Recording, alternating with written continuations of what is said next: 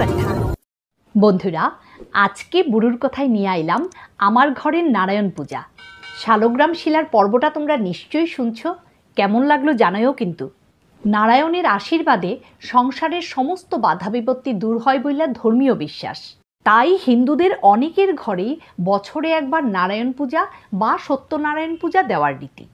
স্বাভাবিকভাবেই প্রশ্ন আইল, নারায়ণ পূজা ও সত্যনারায়ণ পূজার মধ্যে পার্থক্য কী? বিষ্ণুর অন্যতম রূপ ও উপাধি হইল নারায়ণ, যারে বৈষ্ণব সম্প্রদায়ের লোকজন সর্বোচ্চ সত্তা বইলা মানেন। আর সত্যনারায়ণ হইলেন বিষ্ণু ও নারায়ণের একটা বিশেষ মূর্তি, যার মানে সর্বোচ্চ সত্তা, যিনি সত্যের মূর্ত প্রতীক। পশ্চিমবঙ্গ ও বাংলাদেশে যিনি সত্যপীর নামেও পরিচিত। গবেষকদের মতে বাংলার সত্যনারায়ণ সত্যপীর ধারণাটি হিন্দু ও মুসলমান সংস্কৃতির সংমিশ্রণের ফল। মধ্যযুগে হিন্দু মুসলমান উভয় সম্প্রদায় ভিক্ষালব্ধ উপকরণ দিয়া সিন্নি ভোগ লাগাইয়া এই পূজা করতেন। পরবর্তীকালে মুসলমানরা পীরের দরগায় আর হিন্দুরা সত্যপীরের স্থানে সত্যনারায়ণের পূজা কইরা সিন্নি ভোগ লাগাইতে শুরু করে। তবে আজও বাংলাদেশ ও পশ্চিমবঙ্গের হিন্দুরা কোনো শুভ অনুষ্ঠান বা বাড়ির কোনো শুভ সূচনা করতে নারায়ণের পূজা দেয়। সত্যনারায়ণ পূজা সন্ধ্যায় দেওয়ার রীতি, অর্থাৎ সিংহবেলায়, মানে দুপুর 2টার পরে শুরু করা যায়। আর নারায়ণ পূজা দিনের বেলায় হয়। এই পূজায় পাঁচালি পড়ার নিয়ম নাই। নারায়ণ পূজায় শালগ্রাম শিলার পূজা বহুল প্রচলিত। শ্বেত চন্দন লাগানো 28টা তুলসী পাতা অবশ্যই নারায়ণরে নিবেদন করতে হয়। তাছাড়া নারায়ণ পূজায় অন্নভোগ অর্থাৎ পায়েস জরুরি, যা একমাত্র ব্রাহ্মণের তৈরি করতে লাগে। অন্যদিকে সত্যনারায়ণ পূজায় শালগ্রাম শিলা ব্যবহার হয় না, নারায়ণের ছবির পূজা করা হয়। এই পূজায় সিন্নি জরুরি। 28টা তুলসী পাতা সত্যনারায়ণরে নিবেদন করতে লাগে না। এই পূজায় পাঁচালি পড়া আবশ্যক। সত্যনারায়ণ পূজায় মা লক্ষ্মীর জন্য নৈবেদ্য জরুরি। দুই পূজার মোটামুটি পার্থক্য বোঝা গেল। তবে রক্ষাকর্তা ভগবান বিষ্ণুর এই দুইটা রূপকেই ভক্তরা সংসারের মঙ্গলার্থে পূজা কইরা থাকেন। মাসি শাশুড়ির আবদারে প্রতি বছর অগ্রহায়ণ মাসের পূর্ণিমা তিথিতে আমিও ঘরে নারায়ণ পূজা করি। বৈদিক শাস্ত্র মতে অগ্রহায়ণ মাসে নারায়ণ পূজা করলে সংসারের সার্বিক উন্নতি ঘটে।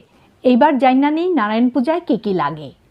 5 ফল 5 মিষ্টি, একটা আসনাঙ্গরীয়, একটা পৈতো, একটা ধুতি, একটা সাদা রুমাল, একটা মধুপর্কের বাটি, একটা পঞ্চনৈবেদ্য, একটা সাগুকলার ভোগ, পান সুপারি, 28টা তুলসী পাতা, ঘি, মধু, দুধ, দই, অগরু, কর্পূর, চিনি, বাতাসা, শ্বেতচন্দন, রক্তচন্দন, সাদা ফুল, বেলপাতা, দূর্বা, তিল, হরিতকি, আতপ চাল, ভুজ্জি ও দক্ষিণা। এছাড়া সিন্নির উপকরণ ও পায়েসের উপকরণ। ভোর 5টায় উঠা স্নান সেরা পূজার আয়োজন শুরু করলাম।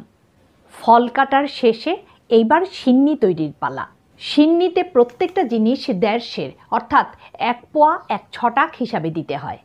তবে আমি অল্প কইরা বানাইছি, তাই পুরোহিতের নির্দেশে আটা, চালের গুঁড়া, সুজি, চিনি, ঘি, আতপ দুধ সবগুলি বাটি দিয়া 7 বাটি নেই, পরে এক্সট্রা অল্প দিয়া সোয়ার হিসাব মিলাই। এইবার এতে 7টি কলা, গুড়, বাতাসা, কাজু, কিশমিশ, নারকেল কোড়া, নানান কুচানো ফল, অগরু, কর্পূর, মধু ও তুলসী পাতা দিয়া সিন্নি তৈরি করি। মধুপর্কের বাটিতে মধু, দই, ঘি, চিনি, কলা ও একটি তুলসী পাতা রাখি। সাগুর ভোগ সাজাইয়া এইবার পঞ্চদেবতার উদ্দেশ্যে কাঁসের থালায় পঞ্চনৈবেদ্যের আয়োজন করি। শ্বেতচন্দন পিস্যা পূজার সমস্ত সামগ্রীতে ছিটাইয়া দেই। নারায়ণরে নিবেদনের জন্য 28টা তুলসী পাতায় চন্দন লাগাইয়া শুকাইয়া রাখি। পূজার আয়োজন মোটামুটি শেষ। ঠিক ওই সময় পুরুতমশাই নারায়ণ শিলা নিয়ে আমার ঘরে উপস্থিত হন।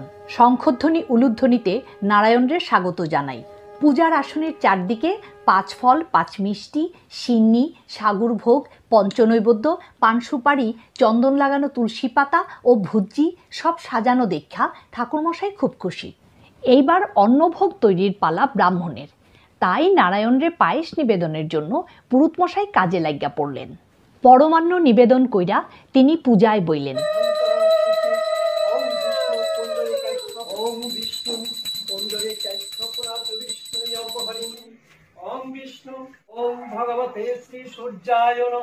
ঠাকুরমশাই মন্ত্রোচ্চারণের মাধ্যমে একটা তাম্রপাত্রে দুধ, দই, মধু, ঘি, কর্পূর, অগরু, চিনি দিয়া নারায়ণ শিলারে স্নান করান।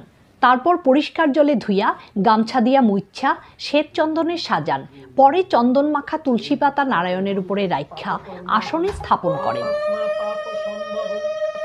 তুলসী গাছে মা লক্ষ্মীর বাস, তাই শালগ্রাম শিলা তুলসী গাছের কাছে রাখা উচিত, এতে মা লক্ষ্মী অত্যন্ত তুষ্ট হন।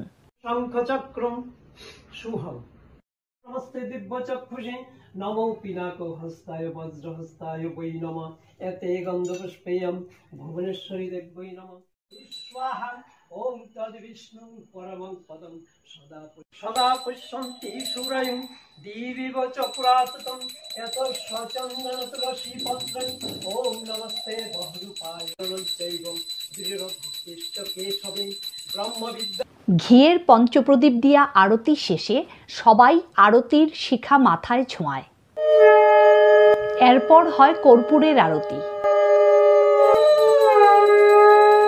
অঞ্জলি দেওয়ার আগে শঙ্খের জল ছিটাইয়া সবাইরে শুদ্ধ করেন।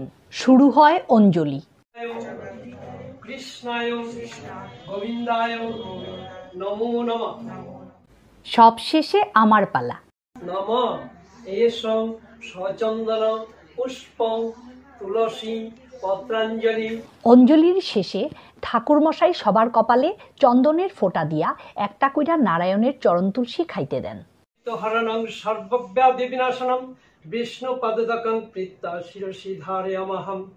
এইখানেই নারায়ণ পূজার সমাপ্তি ঘটে। ভোগ সরাইয়া নারায়ণরে নিয়া ঠাকুরমশাই প্রস্থান করেন। পরবর্তী পর্বে থাকব আষাঢ়ের একাদশীতে নারায়ণ কেন যোগনিদ্রায় যান। নারায়ণ সবার মঙ্গল করুক, এই আশা নিয়ে আজকের মতো বুড়ু তোমরার কাছ থেকে বিদায় নিতাছি।